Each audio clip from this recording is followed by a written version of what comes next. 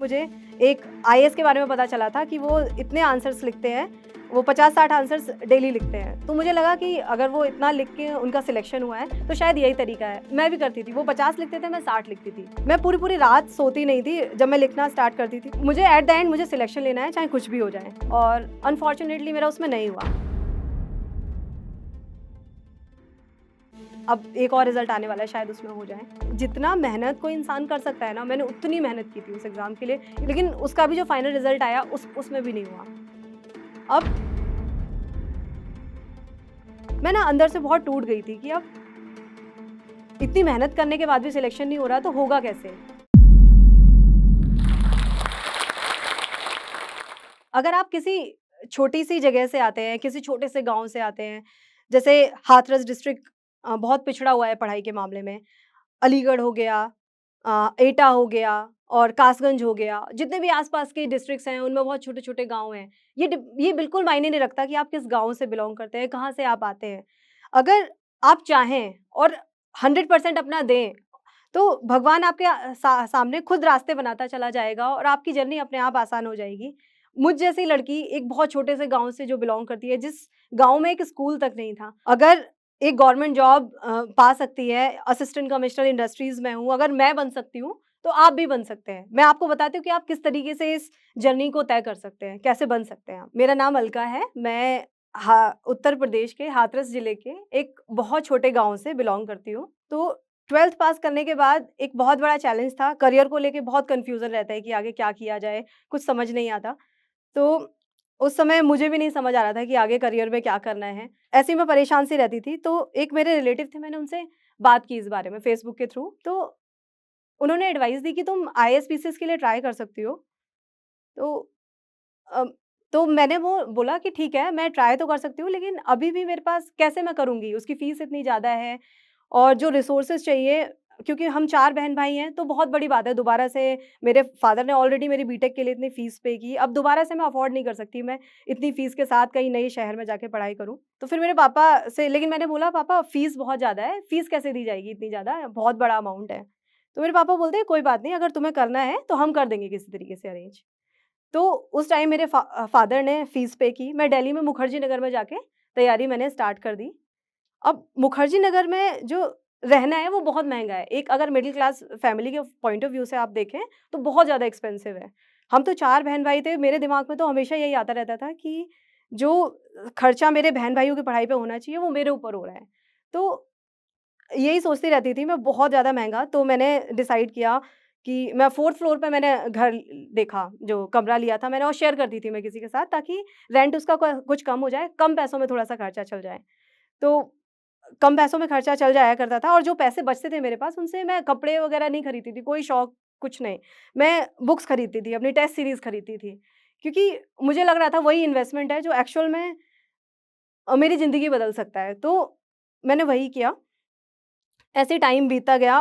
4th floor पे room लेते थे तो बड़ी गर्मी होती थी। दिल्ली की गर्मी तो वैसे ही बहुत ज़्यादा गर्मी होती थी। तो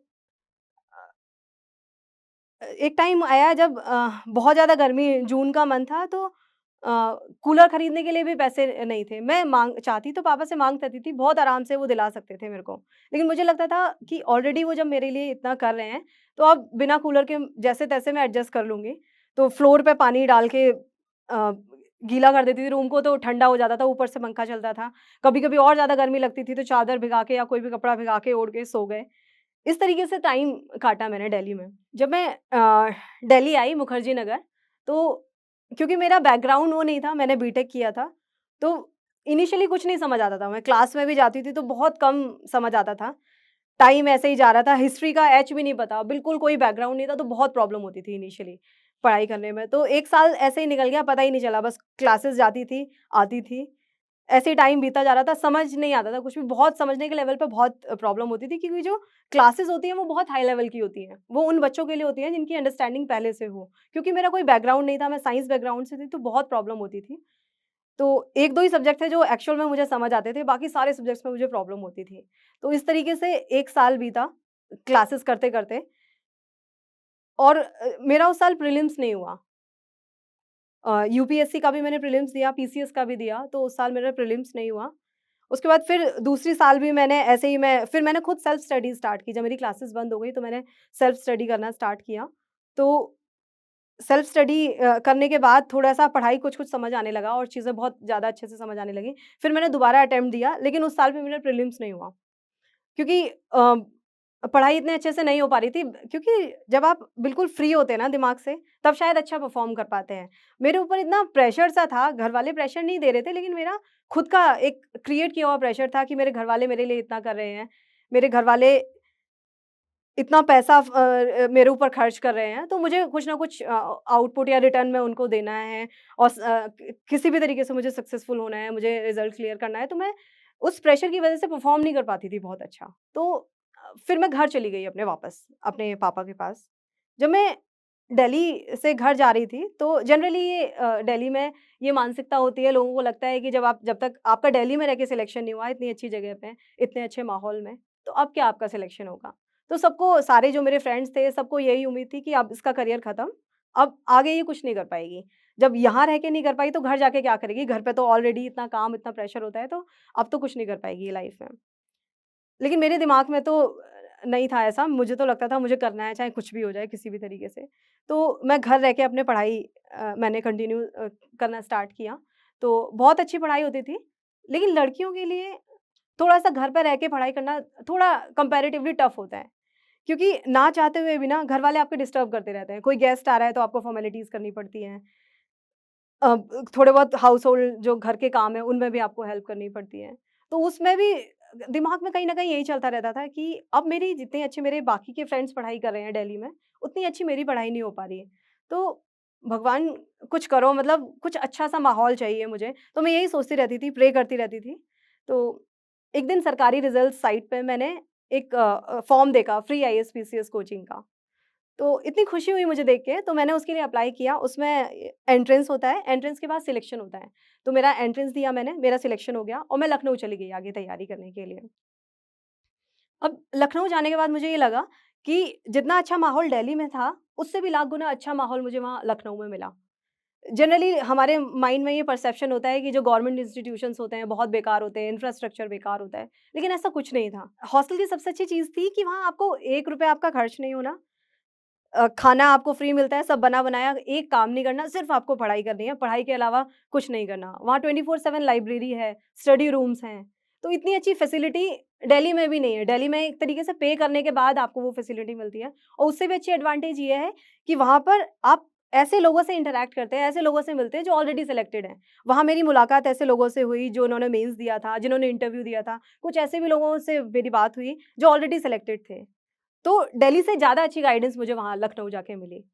और इस टाइप के जो इंस्टीट्यूशंस हैं, अगर आप इनके बारे में जानना चाहते हैं, तो मैं लास्ट में बताऊँगी कि ऐसा एक इंस्टीट्यूट नहीं है, ऐसे बहुत सारे इंस्टीट्यूट हैं।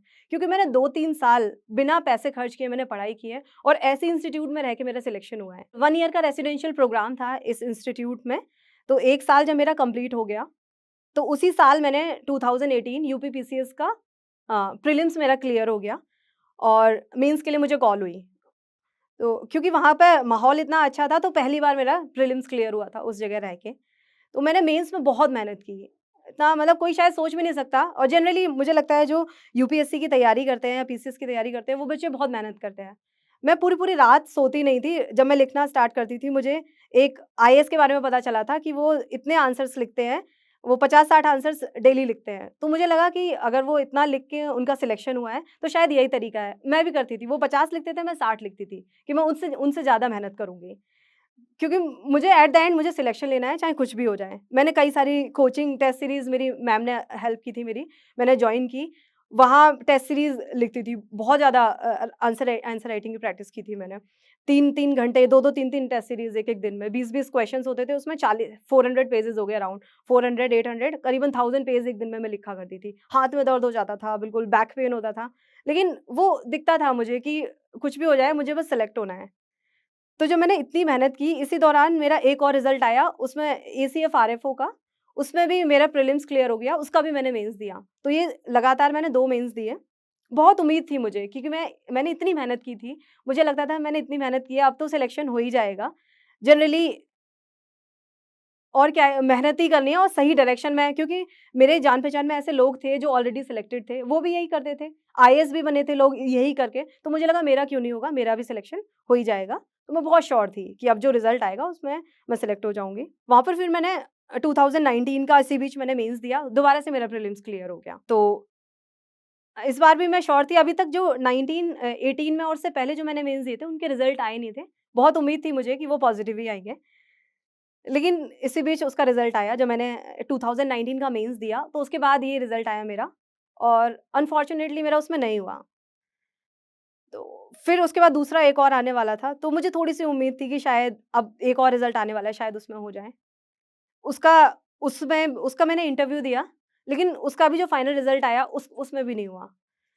अब वो मेरी लाइफ़ का सबसे लोएस्ट फ़ेज़ था, क्योंकि जितना मेहनत कोई इंसान कर सकता है ना, मैंने उतनी मेहनत की थी उस एग्ज़ाम के लिए, इवन शायद उससे भी ज़्यादा की थी और मुझे इतनी उम्मीद थी, मैं ना अंदर से बहुत टूट गई थी कि अब इतनी मेहनत करने के बाद भी सिलेक्शन नहीं हो रहा तो होगा कैसे? कुछ नहीं समझ आ रहा था। तो एक भैया थे, उनकी एक लाइन थी, उन्होंने मुझे बोला था कि जब रात सबसे ज़्यादा गहरी और अंधेरी होती है, तब सवेरा बहुत पास होता है। तो ये लाइन मुझे क्लिक की, मुझे लगा कि शायद ये मेरी लाइफ़ का सबसे लोएस्ट फ़ेज़ है, इससे बुरा और क्या होगा लाइफ़ में कि इतनी मेहनत करने के बाद मेरा सिलेक्शन नहीं हो रहा। तो ये लाइन मुझे थोड़ा-सा मोटिवेट कर देती थी कि हो सकता है मेरी लाइफ़ में भी सवेरा होने वाला हो। तो यही मैं सोचती ही रहती थी और बहुत ज़्यादा एंग्ज़ायटी, बहुत टेंशन, क्योंकि इतनी मेहनत करने के बाद सिलेक्शन नहीं हो रहा, कुछ नहीं समझ आ रहा था कि अब क्या करूँ? 2 लगातार 2 एग्ज़ाम में मैं फ़ेल हुई जब रिज़ल्ट नहीं आया मेरा। आगे कभी-कभी मन में ये ख़्याल आते थे कि प्रिपरेशन छोड़ देनी चाहिए। मेरे घरवालों ने, मैंने बहुत ताने सुने हैं लोगों के। लोग हमेशा बोलते थे कि जब इतने अच्छे-अच्छे लोग आईआईटीएन्स होते हैं, इतने अच्छे-अच्छे कॉलेजेस से पढ़े जो लोग होते हैं, उनका सिलेक्शन होता है। ये तो इतने बेकार से कॉलेज से पढ़ी है, इसका क्या सिलेक्शन होगा? एक गाँव से आती है छोटे से, इसकी तो एजुकेशन भी इतनी अच्छी नहीं है। तो ऐसे कह के रोका गया था मुझे उस पढ़ाई करने के लिए। सबके अगेंस्ट जाके मेरे घरवालों ने मुझे पढ़ाया-लिखाया और भेजा। उन्होंने उनका जो भरोसा था वो मेरे ऊपर था कि नहीं ये कर लेगी। वो सब टूटता-सा नज़र आ रहा था। कुछ नहीं समझ आ रहा था कि लाइफ़ में अब इतनी मेहनत करने के बाद नहीं हो रहा तो अब होगा ही क्या? तो मैंने सोचा मैं क्विट कर दूँगी, अब मैं तैयारी छोड़ दूँगी। तो फिर उसके बाद मेरे पापा से मैंने बात की, मैंने कहा पापा अब इतनी मेहनत करने के बाद नहीं हो रहा, शायद अब मेरा सिलेक्शन नहीं होगा, पॉसिबल नहीं है, मेरे बस की नहीं है, मैं छोड़ दूँगी तैयारी। तो उस टाइम मुझे आज भी याद है, मेरे पापा ने बोला कि कोई बात नहीं बेटा, एक बार एक अटेम्प्ट और देते हैं, हो सकता है शायद नेक्स्ट ईयर हो जाए। लेकिन मेंटल लेवल पे इतना ज़्यादा परेशान थी, कुछ नहीं समझ आ रहा था, कोई डायरेक्शन नहीं, बिल्कुल क्लूलेस थी कि आगे लाइफ में करना क्या है, होना क्या है, मेरी लाइफ चाहती क्या है मुझसे, इतनी मेहनत करने के बाद नहीं हो रहा तो अब क्या होगा? तो फिर मुझे किसी ने विपस्सना के बारे में बताया। विपस्सना एक मेडिटेशन कोर्स है 10 दिन का, तो मैं मेडिटेशन के लिए वहाँ विपस्सना चली गई। इसी बीच अगले ही दिन जब मैं विपस्सना से लौट के आई, तो मेरा रिज़ल्ट आया और मैं सिलेक्ट हो गई एज़ असिस्टेंट कमिश्नर इंडस्ट्रीज़। ये 2019 वाला मेंस था जिसका रिज़ल्ट का मैं इंतज़ार कर रही थी। तो उस टाइम बहुत ज़्यादा खुश घरवाले हुए। जब आप घर से निकलते हैं ना, आप कुछ डिफरेंट करने की सोचते हैं, आप सोसाइटी से बाहर निकलते हैं, तो जितने भी समाज वाले होते हैं ना, वो आपको पता नहीं क्या-क्या कहते हैं। आपका सबसे बड़ा जो दुश्मन होता है, वो समाज ही होता है आपका। तो अब रिज़ल्ट पे वो रिज़ल्ट आया मेरा 2019 का और मेरा सिलेक्शन हो गया। अभी तक मैंने सुना था जनरली कि जब आप क सक्सेसफुल होते हैं, तो सोसाइटी, समाज बदल जाता है। लेकिन मैंने फ़ील किया, मैंने देखा उन लोगों को बदलते हुए। जो मेरे सबसे अगेंस्ट, सबसे ज़्यादा मेरे जो अगेंस्ट थे, जो बिल्कुल नहीं चाहते थे मैं आगे पढ़ाई करूँ, वो चाहते थे मेरे लिए मैं बीए, बीएससी कर लूँ, या वो सबसे पहले सबसे आगे थे और वो बहुत प्राउड फ़ील कर रहे थे कि देखा हमने कहा था ये कर लेगी। जितने भी लोग मेरे अगेंस्ट थे, सारे के सारे मिठाइयों का डिब्बा लेके आ रहे हैं मेरे घर पे। और इतनी दूर-दूर से लोग मिलने आए। कभी उन्होंने आज तक ये भी नहीं पूछा कि आप ज़िंदा हो या मर गई हो, क्या कर रही हो दिल्ली में? आज तक कभी किसी ने नहीं पूछा। लेकिन जैसे ही मेरा सिलेक्शन होता है, सारे के सारे सब लोग आ जाते हैं मुझसे मिलने, कि अब तो और बहुत प्राउड फ़ील करते हैं कि हमने तो कहा था एक दिन करेगी, बहुत नाम रोशन करेगी, बहुत ब्रिलियंट थी। तो इसी तरीके से सोसाइटी बदल जाती है, पता है आपको? लोगों को बदलते हुए मैंने देखा है। मैंने करीबन 3 साल तक बिना एक भी रुपया घर से फाइनेंशियल सपोर्ट के मैंने पढ़ाई की है। तो मैं उसके बारे में बताती हूँ कि ऐसे बहुत सारे इंस्टीट्यूट हैं। यूपी में करीबन ऐसे 7 इंस्टीट्यूट हैं जहाँ ये रेसिडेंशियल अकेडमी है, जहाँ रह के बच्चे आईएएस, पीसीएस की तैयारी कर सकते हैं। 1 ईयर का उनका रेसिडेंशियल प्रोग्राम होता है। इसके अलावा कुछ ऐसे इंस्टीट्यूट भी हैं जहाँ बहुत नॉमिनल सी फीस जाती है। जैसे जामिया मिलिया इस्लामिया है दिल्ली में, जामिया हमदर्द यूनिवर्सिटी है, अलीगढ़ मुस्लिम यूनिवर्सिटी है और इलाहाबाद यूनिवर्सिटी भी कुछ कराती है कोर्सेज़, इसकी तैयारी कराती है। Ministry of social justice and empowerment है, वो भी एक स्कीम चलाती है जिसमें ₹4000 की स्कॉलरशिप दी जाती है। तो ऐसे बहुत सारे स्कॉलरशिप के रेसिडेंशियल अकेडमीज़ हैं, जो गरीब बच्चे हैं वहाँ जा सकते हैं, पढ़ाई कर सकते हैं। सबसे ज़्यादा इम्पोर्टेंट बात ये है कि आप खुद में विश्वास रखिए, आत्मविश्वास सबसे ज़्यादा ज़रूरी है। अगर आप खुद पे भरोसा नहीं कर पाएँगे तो और कैसे करेंगे? तो हमेशा अपना आत्मविश्वास बनाए रखिए, फेलियर से मत डरिए क्योंकि फेलियर और सक्सेस तो लाइफ का पार्ट है और आप खुद में भरोसा रखिए। आपने एग्ज़ामिनेशन का फॉर्म अगर भरा है, तो इतना भरोसा रखिए कि जो फाइनल पीडीएफ आएगा रिज़ल्ट का, उसमें आपका ज़रूर नाम होगा।